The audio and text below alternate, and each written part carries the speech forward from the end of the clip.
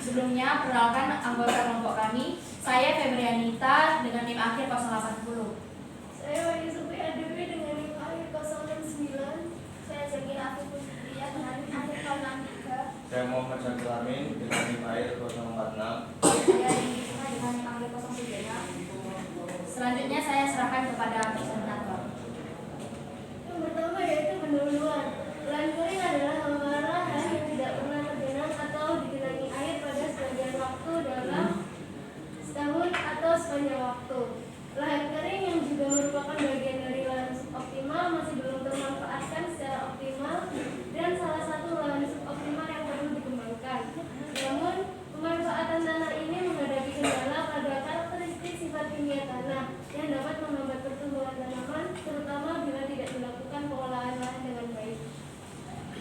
Selanjutnya terdapat karakteristik lahan kering. Yang pertama, iklim pada lahan kering dibedakan menjadi dua, yakni iklim basah dan iklim kering. Di mana iklim basah ini terjadi curah hujan yang tinggi, kemudian pada iklim kering ini terjadi curah hujan yang rendah sehingga terjadi defisit air.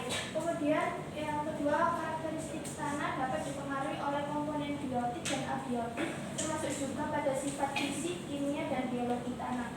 Kemudian yang ketiga, kesuburan tanah. Kesuburan tanah pada lahan kering umumnya relatif rendah, di mana pada tanah lahan kering ini memiliki pH kurang dari 5,5 sehingga terjadi kandungan Al tinggi, kemudian fiksasi P-nya tinggi, dan terjadi bahan organik mengalami penurunan sekitar 30-60%. Yang keempat, topografi. Lahan kering di Indonesia sebagian besar ditemukan di wilayah pegunungan dengan elevasi lebih dari 30% dan perbukitan 15-30% dengan luas yaitu 51,1 juta hektar dan 36,90 juta hektar. Selanjutnya penyebab dari lahan kering ada beberapa yang menyebabkan lahan kering. Yang pertama, curah hujan yang rendah sehingga kebutuhan air yang terbatas, suhu udara tinggi, dan kelembapan yang rendah. Kemudian strategi pengendalian dan pengolahan lahan kering. Yang pertama bisa menggunakan agroforestry, yaitu melakukan penanaman pohon atau tanaman penutup tanah untuk mengikat air dan unsur hara dalam tanah.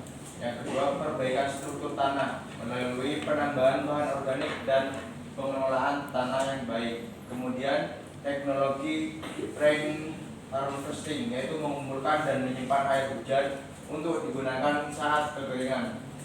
Kemudian yang terakhir, pengaturan air, yaitu pemberian saluran irigasi atau pengairan seperti irigasi tetes.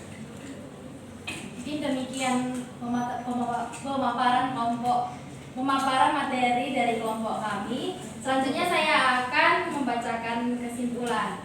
Lahan kering merupakan bagian dari lahan suboptimal, masih belum termanfaatkan secara optimal, dan salah satu lahan suboptimal yang perlu dikembangkan. Adapun beberapa upaya dalam pengelolaan lahan kering, yakni dengan agroforestry, perbaikan struktur tanah, teknologi rain harvesting, dan pengaturan air.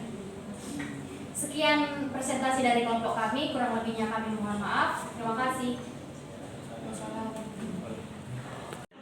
Baik, terima kasih atas waktunya. Perkenalkan, nama saya Abdullah Mas Duki dengan NIM 50. Saya ingin bertanya pada pembahasan terkait teknologi rain harvesting. Di situ kan teknologi rain harvesting yaitu mengumpulkan dan menyimpan air hujan untuk digunakan pada saat kekeringan. Nah, itu dikumpulkannya dengan cara seperti apa? Mungkin bisa dijelaskan. Terima kasih.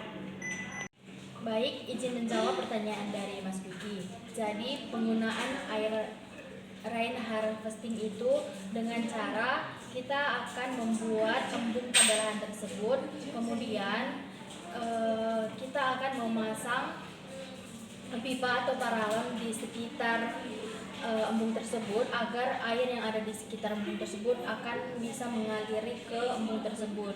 Kemudian embung tersebut akan ditutup agar tidak terjadi penguapan.